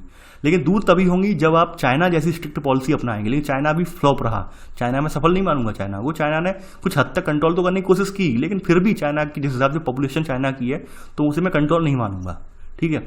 तो वही स्थिति भारत की है। भारत में तो आप और भी कंट्रोल नहीं कर सकते हैं, भारत में इतनी विविधता ही है। कंट्रोल करने का मतलब ये है कि यहाँ पर हर विविधता वाले लोग जो आंदोलन छेड़ देंगे, अरे भाई ये कैसे कर दिया। तो सबसे बड़ी बात यह है कि वाकई में समय की मांग ये कहती है, मेरे हिसाब से, ये मेरा खुद का ओपिनियन है और आप लोगों को भी सोचना पड़ेगा, समय की मांग यही कहती है भाई जनसंख्या वृद्धि या जनसंख्या विस्फोट पर लगाम लगाई जाए। अगर हमें वर्तमान का अपना जो भविष्य है, ठीक है, उसको सुनिश्चित करना है तो जनसंख्या विस्फोट को रोकना ही होगा। वरना अगर ये जनसंख्या लगातार बढ़ती रही तो यकीन मानिए रिसोर्सेस इतने हैं नहीं हमारे पास, संसाधन इतने हैं ही नहीं, जॉब इतनी है नहीं आपके यहाँ, तो फिर बेरोजगारी भी बढ़ेगी आपके सामने, खाद्यान्न की समस्या भी होगी, इसके अलावा आपके रहने के लिए भी जमीन कम पड़ेगी, वो आप सब सारी समस्याएं आप जानते हैं। तो ये जनसंख्या की स्थिति ये आपके सामने मजाक नहीं है, ये किताब खुद बता रही है ये। अब बात कही गई यहाँ पर कि भाई अपने यहाँ विकेंद्रीकरण यहाँ पर यूरोप के जैसे तो हो नहीं सकता था, क्योंकि यूरोप के देश बहुत छोटे छोटे देश हैं, वहाँ पर हमारे यहाँ की तरह इतनी जनसंख्या थोड़ी ना है कि एकदम भर के जनसंख्या हो, तो इतनी ज़्यादा तो है नहीं। तो वहाँ पर यूरोप में उनके साथ सत्ता का बंटवारा हुआ। अब हमारे यहाँ इतनी विशाल जनसंख्या है तो हमें महसूस हुआ कि हमारे यहाँ एक तीसरे स्तर पर भी स्थानीय सरकार हो, ताकि जो आम जनता है, आम जनता के जो मुद्दे हैं, उन मुद्दों को जो है यहाँ पर सॉल्व आउट किया जा सके, उन मुद्दों पर चर्चा की जा सके। तो हमने यहाँ पर हमने तीसरे स्तर पर की सरकार को भी हमने गठन किया। ठीक है, तीसरे स्तर पर भी सरकार को भी हमने गठन किया यहाँ पर। ठीक है, अब यहाँ पर वही बताया गया है, पहला पॉइंट, जब केंद्र और राज्य सरकारों से शक्तियां लेकर स्थानीय सरकारों को दी जाती हैं तो इसे सत्ता का विकेंद्रीकरण कहते हैं। पहला पॉइंट ये लिख लेना। ठीक है, इससे ऊपर की जो थी वो भूमिका थी, कंपेयर करके जो बताया, रसिया का यूपी से बताया, महाराष्ट्र का जर्मनी से बताया, वो एक भूमिका बनाई थी इस पैराग्राफ में कि किस तरह से हमारी जरूरत पड़ी, क्यों पड़ी। तो वो वही थी, जनसंख्या की वजह से। पॉपुलेशन इतनी ज़्यादा है, इतनी विशाल पॉपुलेशन में जरूरी ये हो जाता है कि भाई क्या बोलते हैं कि हर किसी को यहाँ पर जो है समान अवसर मिले, हर किसी की जो ज़रूरतें हैं उनको पूरा किया जा सके, हर किसी के जो मुद्दे हैं उन्हें स्थानीय स्तर पर चिन्हित किया जा सके। इसलिए जरूरी थी तीसरे स्तर की सरकार। ठीक है, सत्ता का विकेंद्रीकरण करना। आगे बढ़ते हैं। ठीक है, रीजन, इसके पीछे बुनियादी सोच क्या थी? इसके पीछे की बुनियादी सोच ये थी, ठीक है, कि स्थानीय स्तर पर लोगों को अपने इलाके की समस्याओं की बेहतर समझ होती है। इसके पीछे की बुनियादी सोच लिख लेना। इसके पीछे बुनियादी सोच कि स्थानीय स्तर पर लोगों को अपने इलाके की बेहतर समस्या होती है। और इसके अलावा यहाँ पर स्थानीय स्तर पर जो लोग हैं, लोगों को फैसलों में सीधे भागीदार बनाना भी, उनका पार्टिसिपेशन भी बहुत संभव था। तो इसलिए यहाँ पर हमने सत्ता का विकेंद्रीकरण किया, यानी तीसरे स्तर पर सरकार की नींव रखी, स्थानीय स्तर पर। अब आगे बढ़ते हैं। सत्ता का विकेंद्रीकरण में हम देखेंगे। अब विकेंद्रीकरण की अगर बात देखें हम यहाँ पर तीसरे पॉइंट में, सभी राज्यों में, तीसरा पॉइंट आएगा, दूसरा आएगा, मैं तो फिर से भूल गया, मैं ये सेकंड पॉइंट आएगा। ठीक है, देखिए यहाँ पर आपके सभी राज्यों में गांव के स्तर पर हों या फिर ग्राम पंचायतों और शहरों में नगर पालिकाओं की स्थापना की गई थी। ठीक है, सभी राज्यों में गांव के स्तर पर ग्राम पंचायत और शहरों में नगर पालिकाएं बनाई गई थी और इन्हें जो है राज्य के सरकारों के सीधे नियंत्रण में रखा गया था। यानी कि जो विकेंद्रीकरण की व्यवस्था में जो ये स्थानीय लेवल की सरकारें हैं, ग्राम पंचायत लेवल की हो, नगर पालिका या नगर पंचायत लेवल की हो, इन्हें किसके लेवल पर रखा गया था? इसके अधीन रखा, राज्य सरकारों के अधीन रखा गया था। अब देखिए, शुरुआत में समस्या ये थी, बात कह तो दी गई थी, लेकिन इसे संवैधानिक दर्जा प्राप्त नहीं था। इसे कोई संवैधानिक दर्जा प्राप्त नहीं था। तो आपको पता होगा विकेंद्रीकरण के नाम पर खानापूर्ति हो रही थी। कुछ राज्यों ने इसे अपनाया था विकेंद्रीकरण वाले मॉडल को, कुछ ने नहीं अपनाया था। तो वही समस्या थी। तो यहाँ पर एक रूपता लाने के लिए जरूरी ये था कि यहाँ पर इसका स्पष्ट ढांचा तय किया जाए, इसके लिए स्पष्ट गाइडलाइन तय की जाए।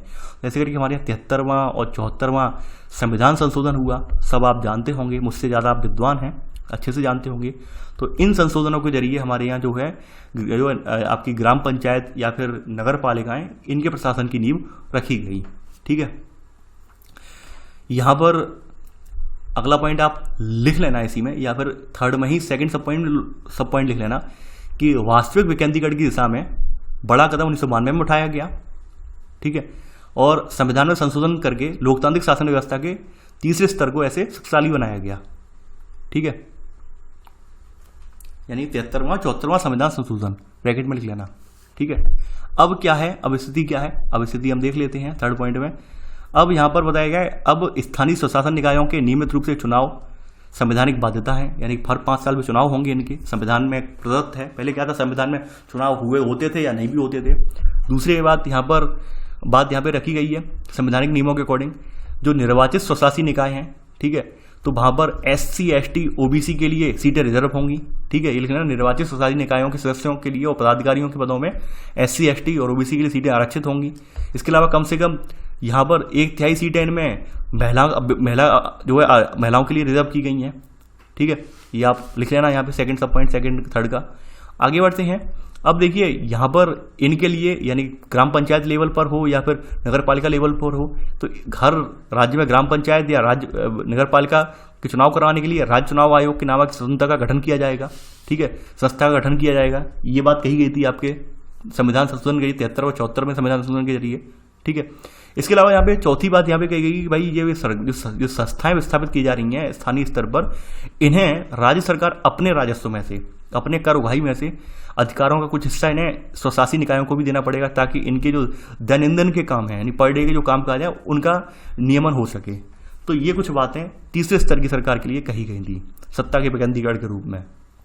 अब बात करते हैं, यहाँ पर बताया गया है, वैसे तो आप पढ़ चुके हैं, यहाँ पे फिर से रिपीट हो रहा है कि भाई गांव के स्तर पर मौजूद जो स्थानीय व्यवस्था है उसको पंचायती राज के नाम से जाना जाता है। यानी गांव के स्तर पर मौजूद जो शासन व्यवस्था है उसको हम किस नाम से जानते हैं, पंचायती राज के नाम से जाना जाता है। ठीक है, अब इसी में सब पॉइंट चौथे का ही, प्रत्येक गांव में हमारे यहाँ क्या है, प्रत्येक गांव में यानी या फिर कुछ राज्यों में ग्राम समूह भी है। ठीक है, हर जगह अपनी व्यवस्था है। प्रत्येक गांव में एक ग्राम पंचायत होती है। ठीक है, और ये क्या है, ये एक तरह की परिषद होती है जिसमें कई सदस्य और एक अध्यक्ष होता है। यानी प्रत्येक गांव में एक ग्राम पंचायत होती है, बीच की ये लाइन हटा देना, ग्राम समूह वाला हटा देना कि, और यहाँ पर एक परिषद, ये परिषद की तरह होती है। ठीक है, यहाँ पर कई सदस्य होते हैं और एक अध्यक्ष होता है। ठीक है, इसी में बताया गया है यहाँ पर कि सदस्य जो होते हैं, देखिए ये इसी में ए सब पॉइंट करके लिख लेना, पहले सब पॉइंट का ए सब पॉइंट, सदस्य वार्डों से चुने जाते हैं। ठीक है, और इन्हें पंच कहा जाता है। ठीक है, इसके अलावा बी सब पॉइंट, इसी में अध्यक्ष को यहाँ पर क्या कहा जाता है, पहले सब पॉइंट का अध्यक्ष को प्रधान या सरपंच कहा जाता है, वार्डों को पंच और अध्यक्ष को क्या कहा जाता है, सरपंच या प्रधान। यानी राजस्थान में सरपंच बोला जाता है और यूपी में से प्रधान बोलते हैं। आगे बढ़ते हैं। अब देखिए ये वोटिंग वाली व्यवस्था वही है, सार्वभौम वयस्क मताधिकार है यहाँ पर भी, यानी कि जो जो इनके नामित कैंडिडेट जो यहाँ पर वोटर होते हैं पर्टिकुलर एरिया के, तो वो इन्हें वोट देते हैं, वो बात आप जानते हैं। आगे बढ़ते हैं, इनका जो कामकाज, अब यहाँ पर बताया गया है कि इनका चुनाव गांव अथवा वार्ड में रहने वाले सभी वयस्क लोग मतदान के जरिए करते हैं और ये पूरे पंचायत में फैसला लेने वाली संस्था ये होती है, बात आप ऑलरेडी जानते हैं। ठीक है, ये संस्था लेने वाली संस्था है। अब देखिए पंचायतों का जो कामकाज होता है, पंचायतों के ऊपर जो निकाय है वो ग्राम सभा होती है। सेकंड सब पॉइंट कि पंचायतों का काम जो है ग्राम सभा की देखरेख में चलता है। ठीक है, इसके अलावा इसी में बताया गया है ए सब पॉइंट, सेकंड सब पॉइंट का ए सब पॉइंट, जो गांव के सभी मतदाता जो होते हैं उसके सदस्य होते हैं। ठीक है, और ग्राम सभा क्या करती है, ये ग्राम पंचायत का बजट पास करने, इसके कामकाज की समीक्षा करने, और साल में कम से कम 2 से 3 बार ये बैठक इसमें करनी होती है। किसमें, ग्राम सभा में। ठीक है, ये बात आपने नोट कर ली। अब यहाँ पर जो स्थानीय शासन की ढांचा है वो कहाँ पर जाके समाप्त होता है, वो जिला स्तर पर जाके समाप्त हो जाता है। यानी स्थानीय शासन का जो ढांचा जो है वो जिला स्तर पर जाके समाप्त हो जाता है। थर्ड सब पॉइंट नोट कर लेना कि स्थानीय शासन का ढांचा जिला स्तर तक का है। ठीक है, यानी कि जिला लेवल पर यहाँ बताया गया है ये सब पॉइंट में, थर्ड सब पॉइंट का ये सब पॉइंट, कि कई ग्राम पंचायतों को मिलाकर पंचायत समिति का गठन होता है। इसे मंडल या प्रखंड स्तरीय पंचायत भी कह सकते हैं। इसे क्या कहते हैं, मंडल या प्रखंड स्तरीय पंचायत। काफ़ी सारी ग्राम पंचायतों को मिलाकर हम ये बना देते हैं, तो इसे मंडल या प्रखंड स्तरीय पंचायत भी इसे कह सकते हैं। और इसके सदस्यों का चुनाव कैसे होता है, इसके सदस्यों का चुनाव, इनके इलाके जो होते हैं वो सभी पंचायत सदस्य जो चुने जाते हैं वो इसके सदस्यों का चुनाव करते हैं। तो यहाँ पर 20 सब पॉइंट में लिख लेना, जैसे जिला पंचायत सदस्य यूपी में जो कहे जाते हैं वो यही होती हैं, जिला पंचायत। तो इसके सदस्यों का चुनाव बताया गया है कि उस इलाके के सभी पंचायत सदस्य करते हैं। ठीक है, आगे बढ़ते हैं। अब देखिए यहाँ पर ये तो आपने देख लिया मंडल के बारे में या फिर प्रखंड के बारे में देख लिया, प्रखंड स्तर पे बता दिया। यहाँ पर चौथे स्तर पे बताया गया किसी जिले की सभी पंचायत समितियाँ एक जिला परिषद का गठन करती हैं जिला लेवल पर। यानी कि सेकंड ये आपका जो सब पॉइंट है थर्ड का, यानी कि जिला स्तर तक का जो ढांचा जो बताया गया है इसमें सबसे ऊपरी स्तर जो है जिला परिषद का होता है। तो यहाँ पर आप चौथा सब पॉइंट यहाँ नोट कर लेना कि किसी जिले की सभी पंचायतें समितियों को मिलाकर जिला परिषद का गठन होता है। ठीक है, और जिला परिषद का जो चुनाव वगैरह प्रोसेस है बताया गया है चौथे का ये सब पॉइंट कि इसमें उस जिले के लोकसभा विधानसभा के से चुने गए सांसद, विधायक और जिला स्तर की संस्थाओं के कुछ अधिकारी भी यहाँ पे सदस्य के रूप में होते हैं। ठीक है, और यहाँ पर जिला परिषद का जो प्रमुख है वो परिषद का राजनीतिक प्रधान भी माना जाता है। तो ये सबसे ऊपर जिला परिषद होती है। ठीक है, अब देखिए जिला परिषद सबसे मेन है, यहाँ पर सबसे ऊंची जिला परिषद है। अब ये तो आपने यहाँ पर आपकी जो पंचायती राज वाली प्रणाली थी वो देख ली। अब यहाँ पर शहरों वाली प्रणाली है, नगर पालिका प्रणाली हम देख लेते हैं। अब 5वां पॉइंट आएगा यहाँ पर, 5वां है। देखिए शहरों में क्या है, आपकी नगर पालिका होती है, बड़े शहरों में नगर निगम का गठन होता है, यानी बड़े शहरों में नगर पालिका नगर निगम बोला जाता है। और इन नगर पालिका और नगर निगम का जो दोनों का कामकाज है ये निर्वाचित प्रतिनिधि करते हैं। ठीक है, 5वें का यहाँ पे सेकंड सब पॉइंट बताया गया है। यहाँ पे कहा गया है नगर पालिका का प्रमुख क्या होता है, नगर पालिका के राजनीतिक प्रधान होता है, और नगर निगम के पदाधिकारी जो प्रमुख को या फिर क्या कहते हैं, मेयर कहते हैं। ये आप यहाँ पर नोट कर लेना, यानी थर्ड सब पॉइंट है ये। ठीक है, आगे बढ़ते हैं इसमें। अब देखिए यही सब बातें यहाँ पर बताई गई हैं कि यहाँ पर नगर पालिकाओं ग्राम पंचायतों का अपने यहाँ करीब लगभग 36 लाख लोगों का चुनाव होता है हर वर्ष। यहाँ पे बताया गया है 6वें पॉइंट में कि हमारे यहाँ जो नगर पालिका हैं और ग्राम पंचायतें करीब 36 लाख लोगों का चुनाव होता है। और यहाँ पर इसको करवाने का ये लाभ ये हुआ कि हमारे यहाँ स्थानीय लेवल पर जो महिलाएं थी वो महिलाएं भी बाहर निकल कर आईं, यानी महिलाएं भी घर से बाहर निकल के आईं। लेकिन मैं इस चीज़ को अचीवमेंट नहीं मानता हूँ। क्यों नहीं मानता हूँ कि स्थिति आपको पता है, आप काफ़ी बार इमेज वगैरह देखते होंगे सोशल मीडिया पर कि जो पंचायत दिन हैं या फिर जो सरपंच जी हैं वो घर में झाड़ू लगा रही हैं, पोंछा लगा रही हैं, उनके पतिदेव जो है वहाँ बैठकर वो कामकाज कर रहे हैं। ये स्थिति बनी हुई है और आपसे छुपी नहीं है, आप जानते भी होंगे। काफ़ी बार मैं देखता हूँ देखो ये हाल है। तो हकीकत यही है कि महिलाओं को आज भी कह तो दिया गया, महिलाओं के नाम पर चुनाव तो जीते जाते हैं, महिलाएं बना दी जाती हैं सरपंच, लेकिन वास्तव की जो अधिकार है, वास्तव की जो पावर्स हैं वो उनके रिश्तेदार और नातेदार और उनके पतिदेव ही चलाते हैं। ये हकीकत है, ठीक है। यानी एक और तो हमारा मानना यह था कि महिलाएं भी सशक्तिकरण होगा, महिलाएं आगे निकल के आएंगी, लेकिन ऐसा नहीं हुआ है। कुछ महिलाएं जो हैं आज भी पंचायती राज डे जब मनाया गया था, आपको पता होगा, कुछ महिलाओं का इंटरव्यू वगैरह आया था। कुछ महिलाएं जो होती हैं अच्छी पदों से बिलोंग करती थी, यानी अच्छी खासी हाईली एजुकेटेड महिलाएं थी, वो बाद में सरपंच या प्रधान वगैरह चुनी गई।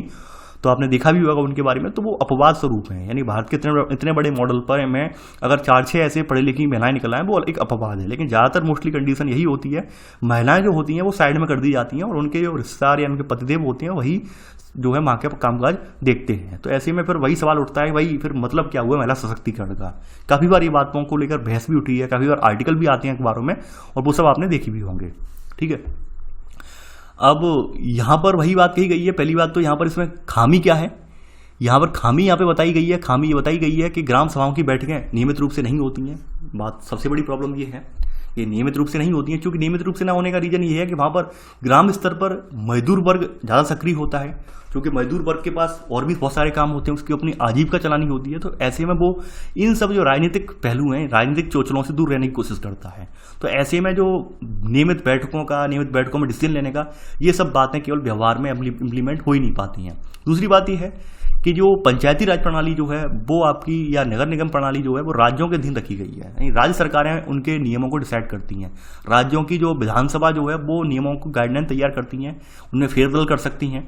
तो इसलिए आप समझ सकते हैं कुछ राज्यों ने इन्हें बहुत ज़्यादा स्वतंत्रता दे दी है, ठीक है, कुछ राज्यों ने इन पर बहुत ज़्यादा अंकुश भी लगाए हैं। तो वही बात यहाँ पर बताई गई है, लिखना नहीं है, ये बात आपको पता है। अब देखिए यहाँ पर ब्राज़ील का एक प्रयोग बताया गया है। ब्राज़ील का शहर है यहाँ पर पोर्तो एलेग्रे, यहाँ पर विकेंद्रीकरण और नागरिकों की सक्रिय सहभागिता बताई गई है। तो यहाँ बताया गया है शहर के नगर परिषद के समानांतर एक संगठन खड़ा किया गया और जो कि अपने शहर के बारे में वास्तविक फैसले करने का अधिकार स्थानीय निवासियों को इसमें दिया गया। करीब 13 लाख लोग यहाँ पर अपने शहर का बजट तैयार करने में भागीदारी करते हैं। शहरों को उप क्षेत्रों में बांटा गया है, जैसे हमारे यहाँ वार्ड बांटे गए हैं। उप क्षेत्र की अपनी बैठकें होती हैं, जैसे ग्राम सभा के रूप में हमारे यहाँ बताया गया, वैसे यहाँ पर वार्डों की बैठक होती है। सभी इसमें इलाके के नागरिक हिस्सा ले सकते हैं, ठीक है। और जो मुद्दे होते हैं कोई भी नागरिक इन पर अपनी प्रतिक्रिया दे सकता है, ठीक है। और शहर के बजट पर चर्चा बाद में होती है और प्रस्तावों को नगरपालिका के सामने पेश कर दिया जाता है, ठीक है। तो ये सब व्यवस्था बताई गई है, लेकिन व्यवहार में अपने यहाँ ये पॉसिबल नहीं है, ठीक है। ये एग्जाम्पल दिया गया है पोर्तो एलेग्रे शहर का, लेकिन आप व्यवहार में हमारे यहाँ क्या प्रचलन में है वो आप अच्छे से जानते हैं। यहाँ पे ऐसे ऐसे कैंडिडेट हम आपको दिखा देंगे जो अपना नाम तक लिखना नहीं जानते। खैर राजस्थान जैसे राज्यों ने कम से कम एक अच्छा इनिशिएटिव ये चलाया है। राजस्थान में वहाँ पे 5वीं पास का वरीयता कर दी है, 5वीं पास चाहिए, शायद 5वीं पास ही है अब तो। अब क्या है वो नहीं पता, 3 से 4 साल पहले तो वहाँ पर मैंने देखा था कि 5वीं पास की जो प्रमाण पत्र है वो तो होना ही चाहिए व्यक्ति के पास। सरपंच का चुनाव लड़ना है तो इतना तो होना ही चाहिए भाई, साइन कर ले आदमी, पढ़ ले क्या लिखा है क्या नहीं लिखा है, समझे, इतना तो होना चाहिए। तो उन्होंने ये लगा रखा था कंडीशन। तो अगर वैसी कंडीशन सभी राज्य लगा दें तो यकीन मानिए स्थानीय स्तर की जो अवधारणा है वो सुधर जाएगी। मेरा मानना यही है, ठीक है। तो चलिए आज के लिए बस नहीं। आई होप आपको ये लेक्चर पसंद आया होगा। देखिए आप लोग परेशान बिल्कुल भी ना हो, मैं पूरी प्रयास यही करता हूं कि आपको वीडियो निरंतर मिलती रहे। देखिए ज्योग्राफी की जो वीडियो है उनमें डिले होने का समय इसलिए डिले हो जाती हैं क्योंकि वहाँ पर चैप्टर काफ़ी लेंदी है। अब जो चैप्टर आते हैं उन किसी में जो है बहुत ज़्यादा ही लेंदी चैप्टर हैं, तो मुझे वो एडजस्ट करना पड़ता है। यानी कभी कभी क्या होता है कंटेंट जो होता है पार्ट 1 के लायक भी पूरा नहीं हो पाता है, तो इसलिए वहाँ पर टाइम लगता है। इसके अलावा वहाँ पर मुझे खुद के नोट्स पहले बनाने पड़ते हैं क्योंकि वहाँ पर मुझे स्टैंडर्ड बुक से भी कुछ इनपुट उठाने पड़ते हैं, इसलिए तो वहाँ पर थोड़ा टाइम लगता है। थोड़ा आप इस बात को लेकर अधीर ना हो, देखिए नोट्स आपको पूरे मिलेंगे, बस थोड़ा टाइम लगेगा। जैसे हमें कल एक अभ्यर्थी ने बताया भी था कि सर आप 4 महीने का बोल रहे हैं ऑप्शनल का, कि एक कोचिंग वाले ने तो 8 महीने में मेरा पूरा करवा पाया। तो स्थिति कोचिंग की जो स्थिति सोच रहे थे, कोचिंगों की भी स्थिति बहुत ज़्यादा खराब है, ठीक है। कि ऑप्शनल सब्जेक्ट को लेकर कोचिंग क्या करती हैं कि भाई टाइम तो दे देती हैं, 1.5 साल में आपकी कोचिंग कंप्लीट हो जाएगी, लेकिन 2.5 साल लगा देती हैं, समझे। तो इससे बढ़िया यही है, 2.5 साल के लिए पैसा खर्च करने से बेटर है आप सेल्फ स्टडी करें, निरंतर निःशुल्क आप स्टडी करें। इसके अलावा मैंने आपसे आग्रह भी किया था, देखिए आप लोग जो है चैनल को ज्वाइन करके जो है हमें सपोर्ट करें। मेरा मानना यही है कि आप जब तक हमारा सहयोग नहीं करेंगे, देखिए इस बात को लेकर कुछ अभ्यर्थी जो होते हैं उनके माइंड में आया कि सर अपना शुल्क मांग रहे हैं, अपनी फीस मांग रहे हैं। देखिए मैं किसी से फीस नहीं मांग रहा हूँ, स्वेच्छा है आपकी, आप अपनी स्वेच्छा है, किसी को बाध्य नहीं कर रहा हूँ। आपको लगता है कि हाँ हमें एक ऐसा एक माहौल या एक ऐसा एनवायरनमेंट, एक ऐसा यहाँ पर प्लेटफॉर्म डेवलप करना चाहिए जिसके जरिए सर कुछ और लोगों को भी इकट्ठा करके लाएं और हम लोगों की पढ़ाई बेहतर बन पाए, तो आप सपोर्ट कर सकते हैं। अन्यथा आपसे बाध्यता नहीं है यहाँ पर, या कोई आपसे फीस नहीं है। पहले मैं इस बात को स्पष्ट कर दे रहा हूँ, वहाँ पर साफ साफ लिखा हुआ भी है ज्वाइन वाले ऑप्शन में, ठीक है। तो आपको जिसको लगता है कि अच्छा कर रहे हैं तो आप सपोर्ट कीजिए।